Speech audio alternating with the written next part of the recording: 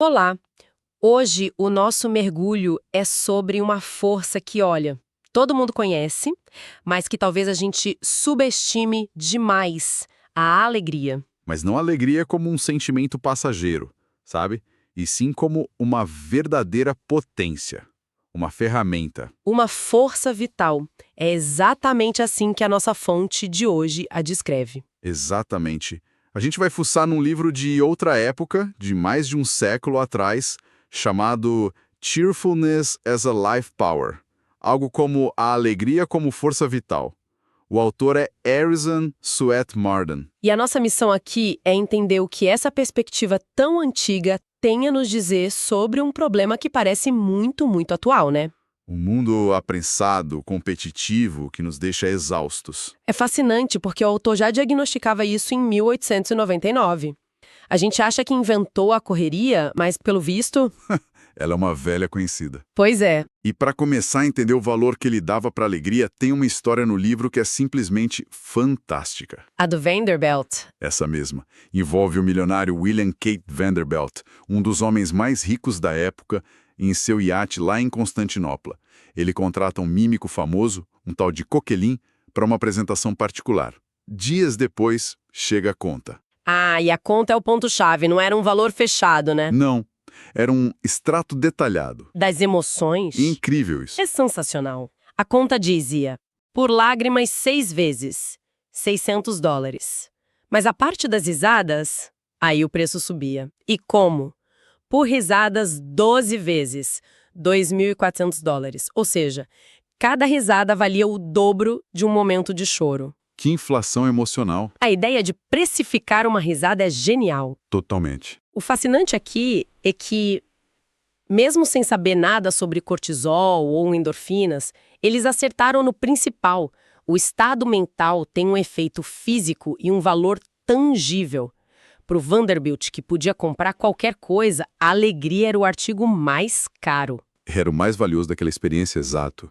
O autor usa essa história para afirmar a tese dele. A alegria não é frivolidade, é um ativo. E ele leva essa ideia de ativo para o campo da saúde, de um jeito muito pitoresco. Pitoresco é uma boa palavra. O livro descreve o riso como um dispositivo da natureza para exercitar os órgãos internos. A analogia que ele usa é ótima. Diz que uma boa gargalhada causa uma vibração gelatinosa nos pulmões, no fígado e no estômago. Quase tão bom quanto andar a cavalo, ele diz. Isso. É uma analogia fantástica, né? Mas a gente precisa ter cuidado para não levar ao pé da letra. O ponto não é o benefício cardiovascular, claro. Sim. Mas ele está descrevendo, à sua maneira, uma liberação de tensão física e mental. Essa vibração gelatinosa pode soar engraçada, mas é uma tentativa de descrever o que hoje chamaríamos de relaxamento do sistema nervoso. Faz todo sentido. É o corpo se livrando do estresse, né? Exato. O livro cita um médico, um Dr. Green, que diz que não há um canto remoto do corpo que não sinta as ondas de uma boa risada. E o mais interessante é que as pessoas da época parecem ter levado isso a sério, tipo uma prescrição médica. Tem o caso de uma mulher de São Francisco que estava sofrendo com o que o livro chama de tristeza esmagadora, indigestão, insônia. Um quadro clássico de depressão e ansiedade, pelo que parece. Sim. E qual foi o tratamento que ela se impôs?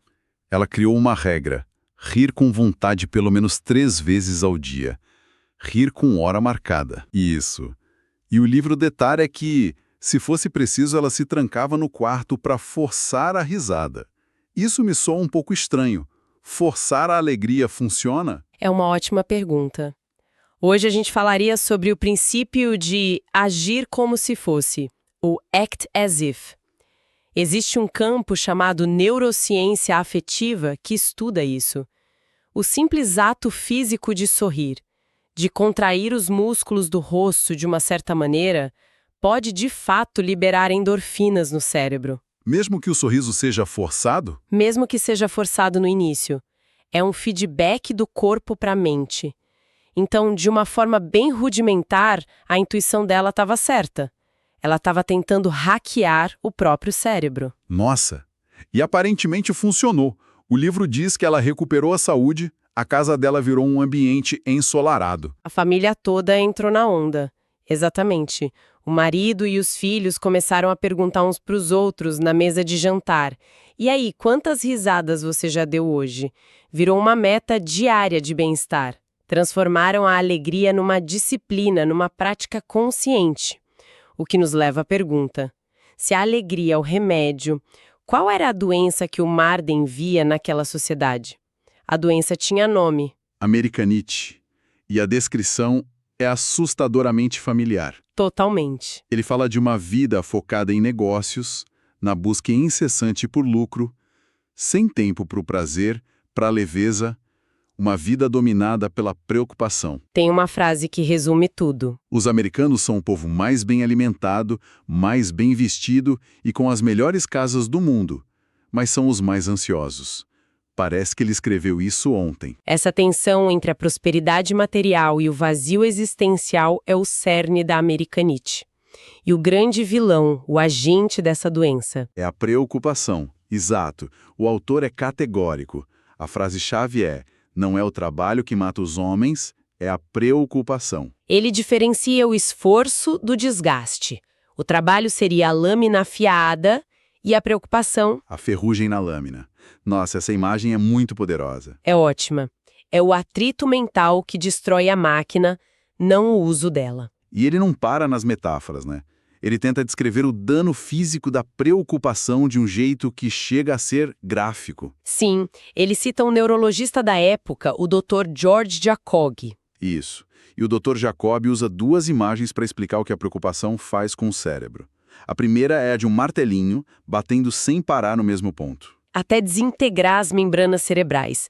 É quase uma imagem de tortura. Totalmente. E a segunda é a do gotejamento constante de água num único lugar, que com o tempo vai erodindo e destruindo as células. Ele chama a preocupação de uma espécie de monomania. Uma ideia fixa que fica ali martelando e consumindo nossa energia. E o pior é que a maior parte dessa preocupação é sobre coisas que nunca acontecem, né? É o sofrimento antecipado. Ele até cita o filósofo Sêneca: sofre mais do que o necessário quem sofre antes de ser necessário. E tem uma história no livro que ilustra isso perfeitamente, a de um empresário da Filadélfia contando sobre o pai dele. O pai passou 25 anos da vida obcecado por uma catástrofe financeira que ele tinha certeza que ia acontecer. Ele se preocupava todos os dias, perdia o sono, vivia em função dessa ruína que nunca chegava. Nossa, e a ruína nunca veio? Nunca. 25 anos de angústia por um fantasma. É de uma tristeza pensar em quanta vida foi desperdiçada ali. Exato. E essa energia vital, essa força gasta em cenários hipotéticos, segundo o autor, é exatamente a mesma energia que falta no trabalho, na produtividade. Perfeito. O que me leva a pensar, ele conecta diretamente essa energia da alegria com o sucesso nos negócios, não é? Com certeza, é como se o bom humor fosse um ativo no balanço da empresa. Se a preocupação é a ferrugem, a alegria é o óleo lubrificante da máquina dos negócios. O argumento dele é radicalmente pragmático.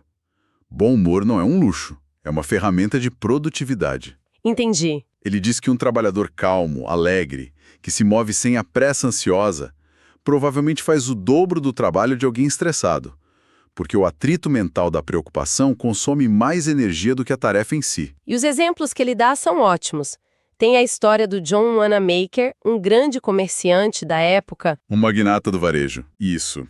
Os funcionários dele diziam que um simples e caloroso bom dia do chefe os inspirava tanto que eles sentiam que podiam trabalhar uma semana a mais. É uma forma primitiva do que hoje a gente chamaria de liderança com inteligência emocional. Exato. Um pequeno gesto virando capital humano. Ele está falando sobre o impacto da cultura organizacional. Um líder que irradia positividade lubrifica a equipe. Um líder que irradia preocupação enferruja todo mundo. Exato. E a conversa vai para um lado ainda mais inesperado. A ideia de que cantar no trabalho pode aumentar a produtividade. Essa parte é curiosa. Muito. Ele fala dos ordenhadores na Suíça, que cantavam enquanto trabalhavam. A crença local era que uma vaca ouvindo uma melodia agradável daria até 1/5 a mais de leite. Imagina. E não para nos animais. Ele menciona o costume de colocar sinos nos arreios dos cavalos que aravam o campo. Para quê? Para que a música tornasse o trabalho pesado do animal menos monótono e mais fácil. É a ideia de que a alegria e a música diminuem a percepção do esforço. O que, de novo, tem um fundo de verdade. Música pode alterar nossa percepção de tempo e esforço. É por isso que tanta gente treina de fone de ouvido. Verdade. O que Marden está fazendo é aplicar essa intuição ao mundo do trabalho. Ele diz que um ambiente leve, musical, não é sinal de preguiça, mas de eficiência. Ok. Então vamos juntar as peças. Temos a alegria como remédio, como antídoto para essa americanite e como lubrificante para os negócios.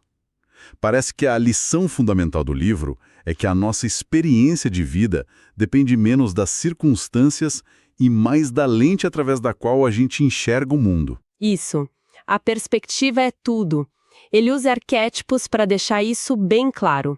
De um lado pessimista, que ele chama de forma genial de o espremedor de limões da sociedade. Espremedor de limões da sociedade. É ótimo, adorei. É fantástico, né? Aquele que consegue extrair a gota mais ácida de qualquer situação. E do outro lado, o otimista. A analogia que ele usa é a de dois homens que moram na mesma casa, trabalham no mesmo lugar, mas vivem em mundos completamente diferentes. Um vê tudo através de um vidro fumê. Exato, que deixa tudo feio e distorcido. E o outro usa lentes cor-de-rosa, que colorem o mundo com beleza. A realidade externa é a mesma, a interna é oposta. E tem uma história no final do livro que, para mim, resume tudo isso de forma brilhante. É a do tio Henry. Essa é a melhor. Quando eu li, pensei, isso é genial. O narrador conta de uma tarefa da infância dele, uma daquelas tarefas horríveis, que era catar pedras num campo imenso, um trabalho sem fim, desanimador. Exato. Ele conta que estava prestes a chorar de desespero. E aí entra em cena o tio Henry. Vendo o desânimo do garoto, ele não diz, pare de reclamar e trabalha. Ele faz algo muito mais inteligente. Muito. Ele se vira para o menino e diz, olha só esse nosso campo de mineração. Vamos ver quem encontra mais pepitas. Ele hackeia a percepção da tarefa. É uma mudança de enquadramento perfeita. Perfeita. Ele redefiniu o trabalho. Não era mais se livrar das pedras, era encontrar as pedras. De repente, uma obrigação maçante virou uma aventura. A alegria da descoberta substituiu o peso da obrigação. E essa ideia de que a felicidade é um estado interno e não uma condição externa permeia o livro todo. Sim. Conecta-se perfeitamente com outra história que ele conta, a do rei persa. O rei estava doente de melancolia e um sábio disse que a única cura seria vestir a camisa de um homem contente. E lá foi o rei procurar esse homem. Procurou por todo o reino. Entrevistou os ricos, os poderosos, e ninguém estava genuinamente contente. Todos queriam mais alguma coisa. Finalmente, no lugar mais pobre do reino, ele encontra um homem simples, assobiando, feliz da vida. Finalmente, encontrei o homem contente. Eu preciso da sua camisa. E o homem responde que adoraria ajudar, mas ele era tão pobre que não possuía uma camisa. A lição é clara. A felicidade não é algo que se veste, que se possui. Exato. O contentamento é a lâmpada mágica, nas palavras do autor, que transforma uma cabana rude num palácio. Então, fazendo um balanço do nosso mergulho, a fonte que a gente explorou hoje nos apresenta a alegria não como um estado passivo, algo que acontece com a gente se tivermos sorte. Mas como um poder ativo. Isso. É um remédio para o corpo, um antídoto para a preocupação, um lubrificante para os negócios e, no fundo, a lente que molda a nossa realidade. Perfeito. E, embora a linguagem seja da época e algumas justificativas científicas, como a da vibração gelatinosa, soem datadas, a mensagem central é atemporal. Continua muito relevante. O poder da mentalidade, a conexão mente-corpo, os benefícios práticos da positividade são temas mais importantes hoje do que eram há 100 anos. Vivemos talvez numa versão turbinada da americanite que ele descreveu. Isso nos deixa com um último pensamento. O livro sugere que a felicidade pode ser encontrada ao garimpar ativamente por pequenas alegrias diárias, como na história do tio Henry. Ouvir uma música, ler um poema, trocar uma palavra gentil. Numa era em que a gente é bombardeado com a ideia de buscar metas grandiosas de felicidade, o que poderia mudar se o nosso foco se deslocasse da busca pela grande pepita de ouro para a mineração diária dessas pequenas pepitas de alegria que já estão espalhadas ao nosso redor?